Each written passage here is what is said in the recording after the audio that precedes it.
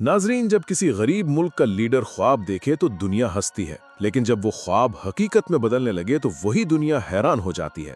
Burkina Faso एक ऐसा मुल्क जो कई दहाइयों तक गुर्बत, बदअमनी और गैर मुल्की इन्हिसार का शिकार रहा, अब तेजी से बदल रहा है। और इस तब्दीली के पीछे है सिर्फ एक नाम, कैप्टन इब्राहिम तरोरे। जी हाँ, एक ऐसा सिपाही जो सिर्फ बंदूक नहीं, विजन भी लेकर आया, जो सिर्फ वर्दी में नहीं, दिल में भी आवाम के लिए दर्द लेकर आया। बरसों तक जिस मुल्क को सिर्फ इमदाद के सहारे जिंदा रखा गया, आज वो खुद अपनी सनतें लगा रहा है, सड़कें बना रहा है, अस्पताल खोल रहा है, ड्रोन खरीद रहा है और यहाँ तक कि न्यूक्लियर पावर प्लांट बनाने जा रहा है। आज की वीडियो में हम बर्किना फासो में होने वाले ऐसे मंसूबों की बात करेंगे जो न सिर्फ आपको हैरान करेंगे बल्कि परेशान भी करेंगे। लेकिन वीडियो शुरू करने से पहले आपसे गुजारिश है कि इस वीडियो को शुरू से आखिर तक लाजमी देखिएगा। नाजरीन, सबसे पहले बात करते हैं उन टमाटर फैक्ट्रियों की जिन्होंने पूरे मुल्क का जायका बदल दिया। आप सोच रहे होंगे कि टमाटर जैसी सादा सी चीज में क्या खास बात हो सकती है, लेकिन बर्किना फासो के आवाम के लिए ये सिर्फ टमाटर नहीं, ये खुद कफालत, रोजगार और कौमी वकार की एक खुशबूदार अलामत है।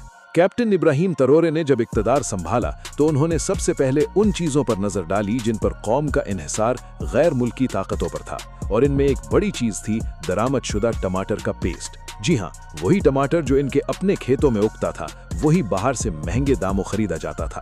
यही सोचकर इब्राहिम तरोरे ने मुल्क के दो बड़े इलाकों बोबो दलासो और याको में जदीद टमाटर प्रोसेसिंग प्लांट बनाने का हुक्म दिया।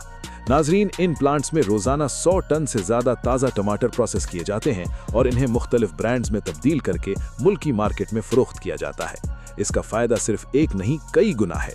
किसानों को अपनी पैदावार का फौरी खरीदार मिलता है, हजारों नौजवानों को इन फैक्ट्रियों में रोजगार मिल रहा है और आवाम को सस्ता म्यारी टमाटर पेस्ट दस्तयाब हो रहा है। और पहले जो चीजें बाहर से मंगवानी पड़ती थीं, अब वो मुल्क के अंदर ही तैयार हो रही हैं। नाजरीन, अब बात करते हैं एक ऐसे मंसूबे की जिसने बर्किना फासो को टेक्नोलॉजी की दुनिया में दाखिल कर दिया, और वो है मुकम्मल तौर पर मकामी सतह पर तैयार होने वाली पहली इलेक्ट्रिक गाड़ी।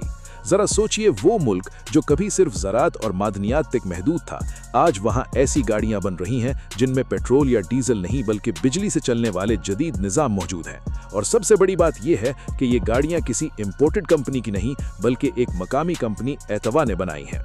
ये गाड़ियां सिर्फ 30 मिनट में चार्ज हो सकती हैं और एक बार चार्ज होने के बाद 330 किलोमीटर तक सफर तय कर सकती हैं। ये कोई आम बात नहीं, ये एक ऐसा कारनामा है जिस पर सिर्फ तरक्की याफ्ता ममालिक फख्र करते हैं।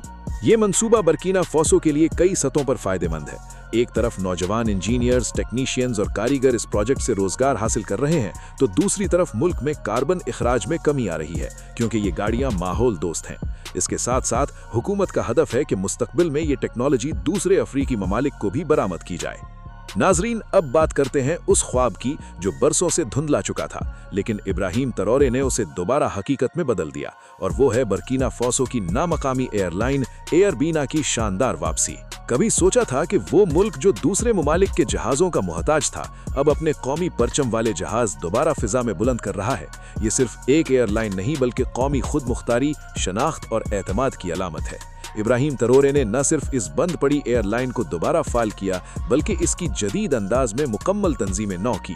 इसमें नए जहाज शामिल किए गए, पायलट्स और अमले को ट्रेनिंग दी गई और सबसे अहम, नए बैनुल-अक़वामी रूट्स पर काम शुरू हुआ। अब बर्किना फासो के शहरी अपने मुल्क से सीधे दूसरे अफ्रीकी शहरों तक बगैर किसी गैर मुल्की एयरलाइन के सफर कर सकते हैं। नाजरीन, इसके अलावा बर्किना फासो में एक ऐसा अस्पताल बन रहा है जो न सिर्फ जदीद मशीनरी से लैस है बल्कि जहां मुस्तकबिल के डॉक्टर्स को तरबियत भी दी जाएगी। यह अस्पताल सिर्फ एक इमारत नहीं, बर्किना फासो के सेहत के शोबे का नया संग मील है, जिसका क्रेडिट बराह रास्त इब्राहिम तरोरे को जाता है। इस यूनिवर्सिटी अस्पताल का मकसद सिर्फ इलाज मुहैया करना नहीं बल्कि पूरे निज़ाम सेहत को पायदार और खुद मुख्तार बनाना है। यहाँ न सिर्फ आम बीमारियों का इलाज होगा बल्कि सर्जरी, नौज़ायदा बच्चों की देखभाल, माँ और बच्चे की सेहत, नफ्सियाती मसाइल और दीगर पेचीदा बीमारियों के लिए अलहदा शोबे कायम किए जा रहे हैं। सबसे खास बात यह है कि यह अस्पताल रिसर्च और मेडिकल ट्रेनिंग का मरकज भी होगा, यानी अब बर्किना फासो को बैरून मुल्क डॉक्टर्स भेजने की जरूरत नहीं, क्योंकि यहीं उनकी तरबियत होगी, यहीं से उनका मुस्तकबिल तैयार होगा। इब्राहिम तरोरे ने बर्किना फासो को न सिर्फ महफूज किया है बल्कि तंदुरुस्त भी बनाया है, और ये आगाज है एक ऐसे मुस्तकबिल का जहां सेहत, तालीम और उम्मीद तीनों एक ही छत के तले होंगे। नाजरीन, अब आपको लिए चलते हैं एक ऐसे मंसूबे की तरफ जो बज़ाहिर तो सादा लगता है, लेकिन इसके असरात इतने गहरे हैं कि पूरी मईशत को बदल कर रख देते हैं। और वो है पेनी हाइड्रोकार्बन डिपो, यानी बर्किना फासो का नया ईंधन जखीरा करने वाला मरकज। शायद आपने कभी गौर न किया हो, लेकिन तेल, डीजल और पेट्रोल जैसे ईंधन का मुल्क में महफूज होना कितनी बड़ी नेमत है। पहले बर्किना फासो को हर बार दूसरे ममालिक से तेल मंगवाने में दिक्कत आती थी, कभी रास्ते बंद, कभी कीमतें आसमान पर और कभी शिपमेंट लेट। लेकिन अब इब्राहिम तरोरे ने इस कमजोरी को ताकत में बदल दिया है।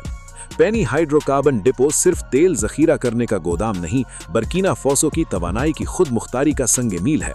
यहाँ बड़ी मिकदार में पेट्रोल, डीजल और दीगर ईंधन महफूज रखा जाता है ताकि मुल्क को अचानक किसी बहरान का सामना ना हो।